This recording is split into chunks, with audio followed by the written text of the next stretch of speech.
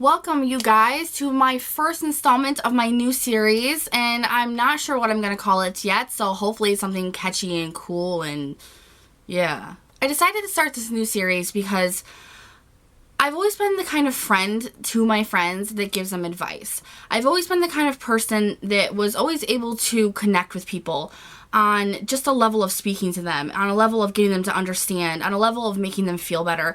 And you guys do that for me so much every single day that I wanted to give that back to you. I am in no way a professional, okay? I have a lot of flaws. I have a lot of mental illnesses. I've not gone to school for that kind of stuff. I mean, I have gone to college and I have taken some psych classes, but that's neither here nor there. This is just purely my advice, my perspective, and my opinion on the things that you guys ask me. So, if you want to know what we're going to be talking about today, then just keep watching.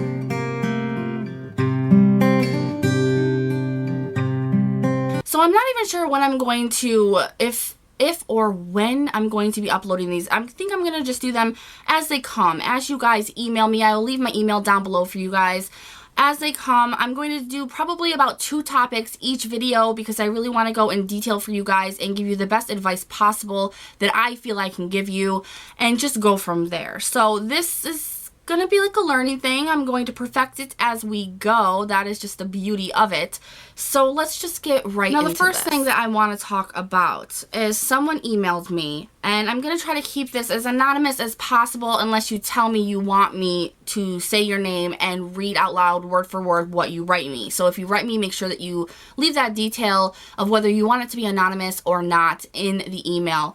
The first thing I want to talk to you guys about is someone who wrote me and they're having some issues with their husband. Now, their husband is bipolar. He's gone to the doctors and then they said that he wasn't bipolar, but he switches jobs a lot. And she can't tell him that without triggering him. And she wants to know some advice on how to tell him that he's not particularly doing the right thing without upsetting him or triggering whatever is going on inside of him. And just how to overall live, love, and deal with a bipolar individual. Now, some of you might be thinking, what even is bipolar?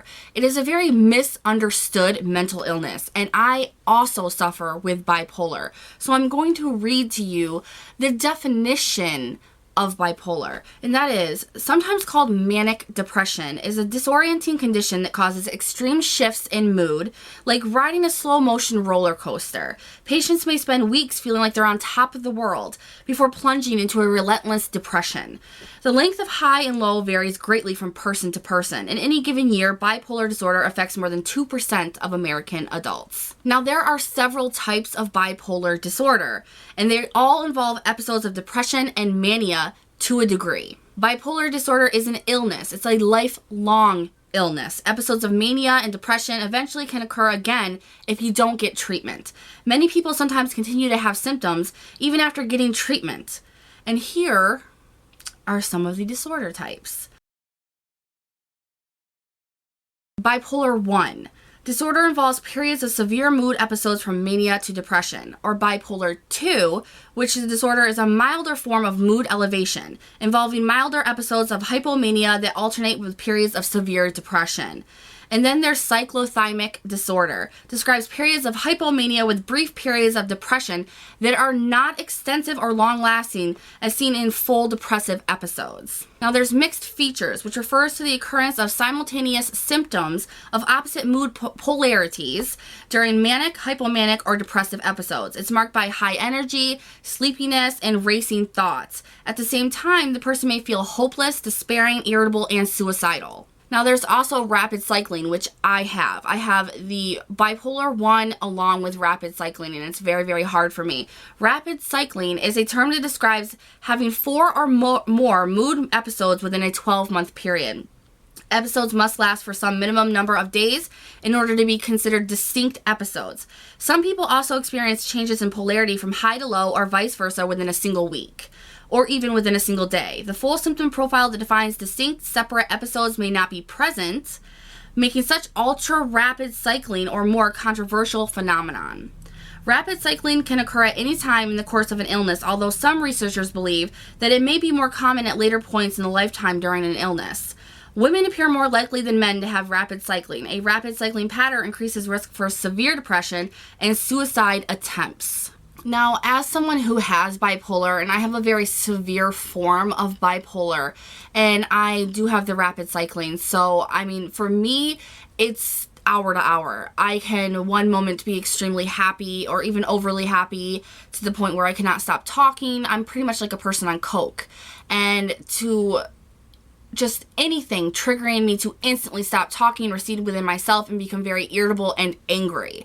Now, I know my triggers, which shopping, for one, is something that throws me into a manic state. So I'm go, go, go, go, freaking out. I can barely breathe. And it's like having a very, very strong natural high. And then there is being alone, which causes me to slip very fastly into a depressive state where all I can think about is very negative, hateful thoughts about myself.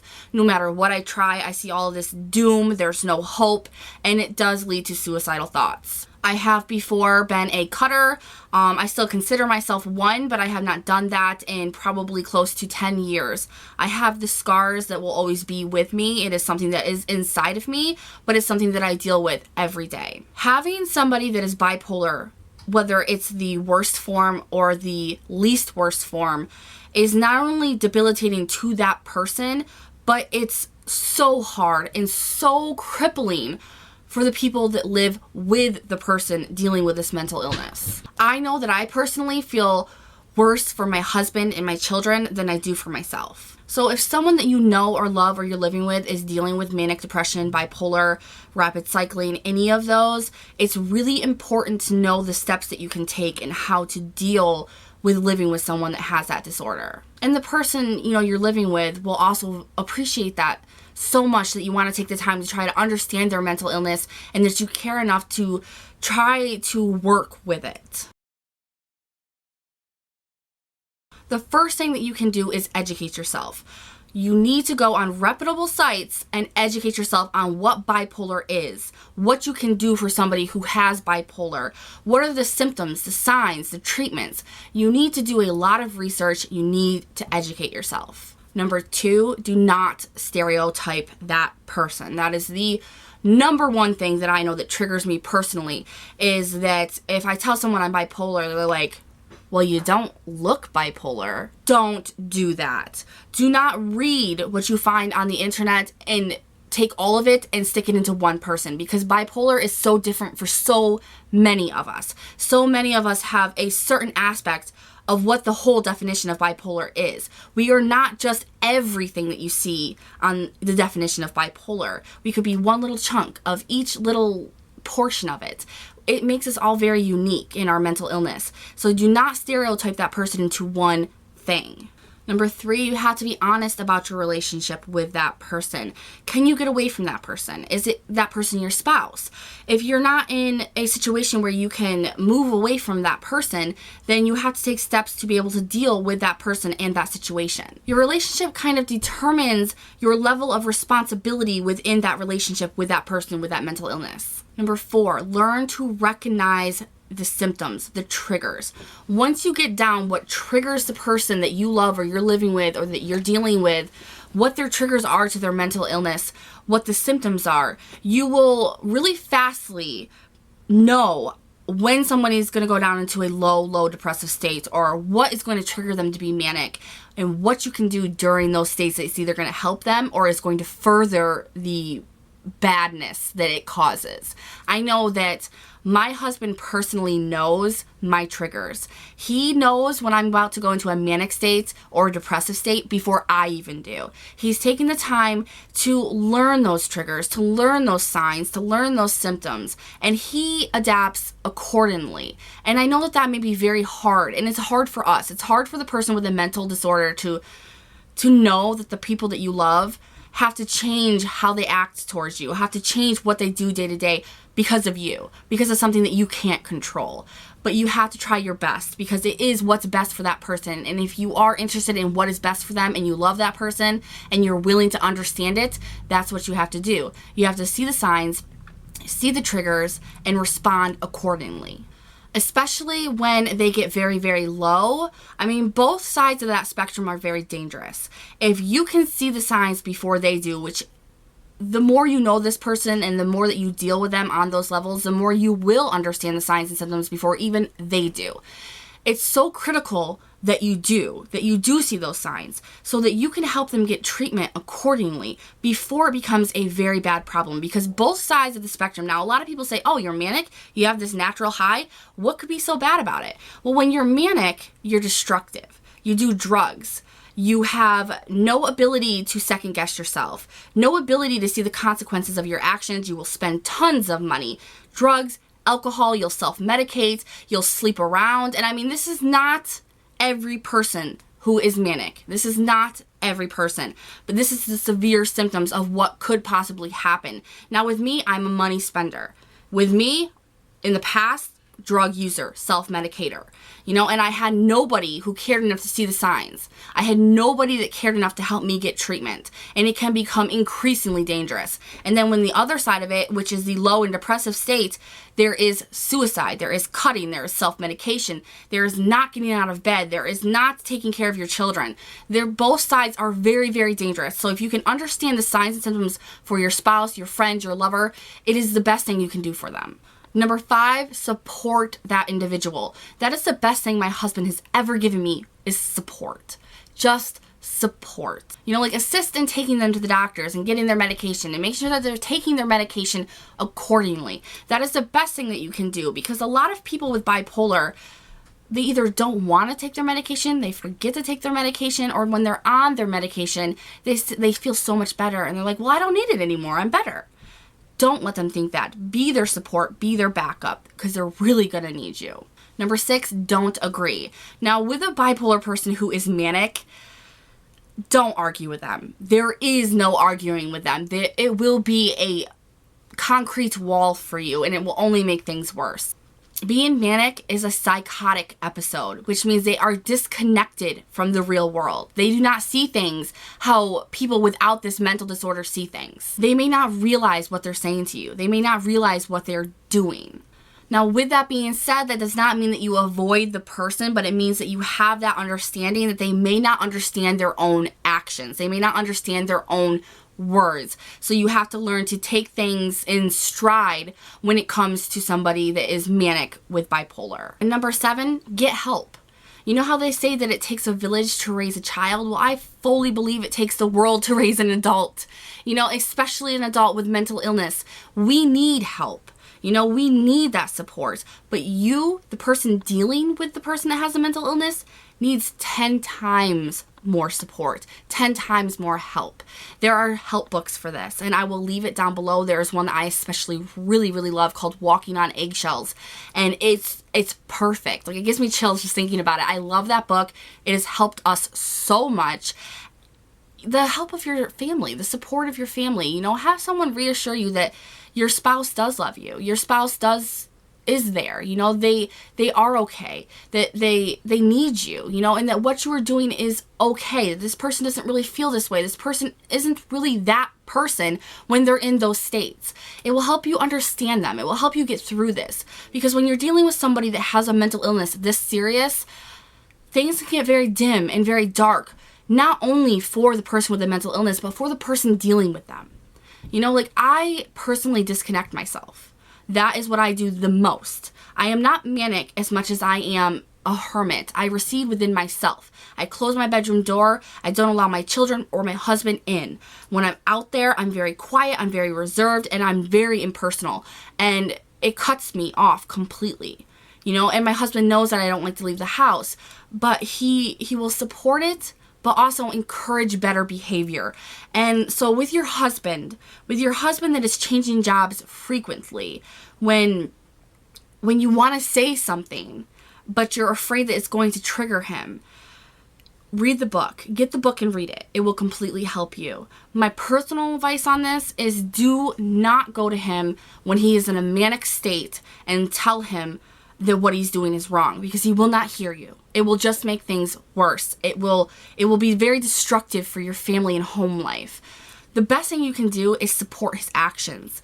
Try to cover what he does, but still tell him that what he's doing could be destructive. Wait until you see the signs and symptoms of him coming down from that mania, and talk to him.